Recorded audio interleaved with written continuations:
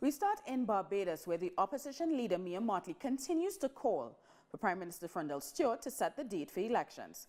Mottley, who's the head of the Barbados Labour Party, said in an open letter to the Prime Minister that the country is crumbling and grinding to a halt because of his tardiness, indecisiveness and inertia. Barbados' parliament dissolved in March and elections must be held before June 4th, but the Prime Minister shows no signs of calling the date. Prime Minister, our country is drifting and our people are suffering. Our institutions are reeling. Problems abound and you appear indifferent to the realities of the plight of our people. Our condition is just getting worse. I am not even minded to speculate now as to what these 90 days are really all about. You and your cabinet are not attempting to solve any problems. I'm asking you, sir, in the name of all that is good and righteous, call the election. Now, for more on this dispute over the elections in Barbados, we are being joined live from Bridgetown by Peter Wickham. He's a political scientist at CADRES, which is the Caribbean Development Research Services. Peter, thank you so much for joining us. Could you start by explaining to our viewers the constitutional process in Barbados? Once Parliament is dissolved in March, which is 5 years after it first met, the Prime Minister has 90 days to call an election. So technically, he's still within the parameters of the Constitution. So why is there anxiety? Yeah, technically he is. And I mean, there's no question that he is within the four corners of the law. We have a convention in the Westminster system that says that this 90-day period is normally used in the event of major emergencies. And if you look across the region, there have been very few precedents. In 2015, the Prime Minister of Trinidad and Tobago did use the 90 days, but she stated expressly at the dissolution of Parliament that she would use the 90 days. In Antigua Barbuda in 2014, the part of the 90 days was used because there was a court decision that was affecting boundaries that the Prime Minister was waiting for.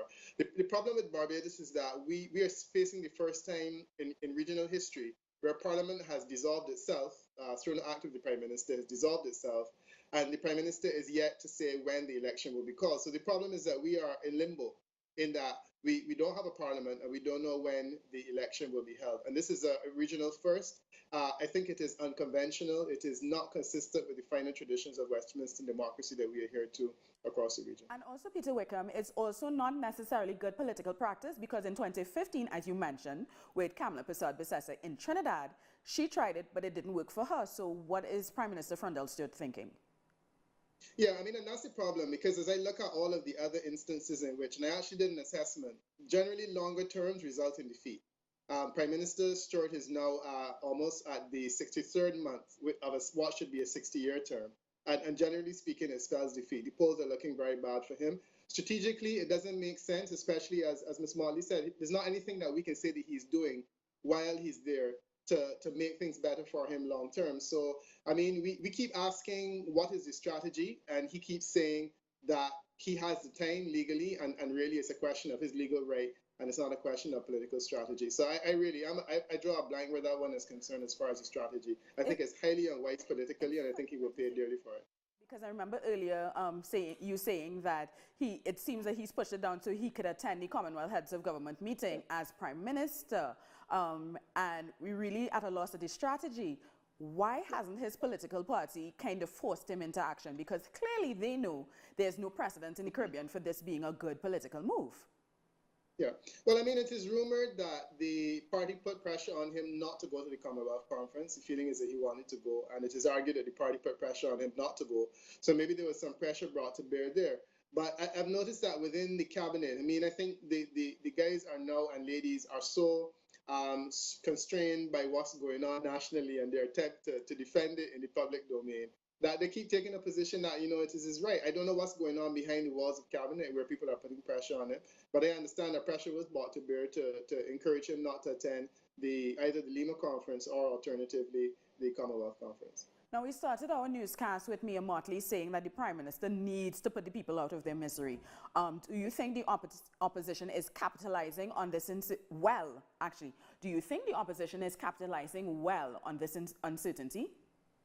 Yeah, the opposition has been walking an interesting line because since the dissolution of Parliament was imminent, they have not said anything about it until now. And I think that that is entirely reasonable because there was a feeling before that they were rushing to get to the election.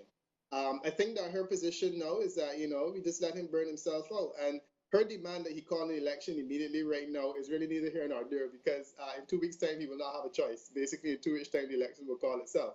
So I think that what she's doing now is perhaps encouraging him to push himself further because he seems to like to do the opposite of what she tells him to do.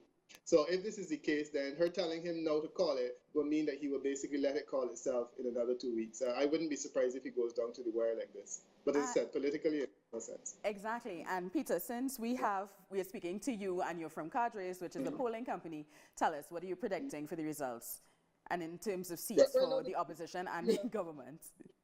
I mean, I'm not yet at a seat prediction, but the swing that I am seeing is significant. We've had two landslides, one in 86 and one in 99. For both the DLP and BLP. And the swings that we are seeing now are of proportions that are significantly greater than both 86 and 99. I don't know what will happen after because the DLP has had an amazing capacity to bounce back in the past. Maybe they will be able to recover some ground. But right now, it's not looking good for them. And I think that we are seeing historic level of movement away from the Democratic Labour Party, which would mean a landslide against them. Thank you so much, Peter, for chatting with us. We've been speaking to Peter Wickham of CADRES, which is a political research company based in Barbados.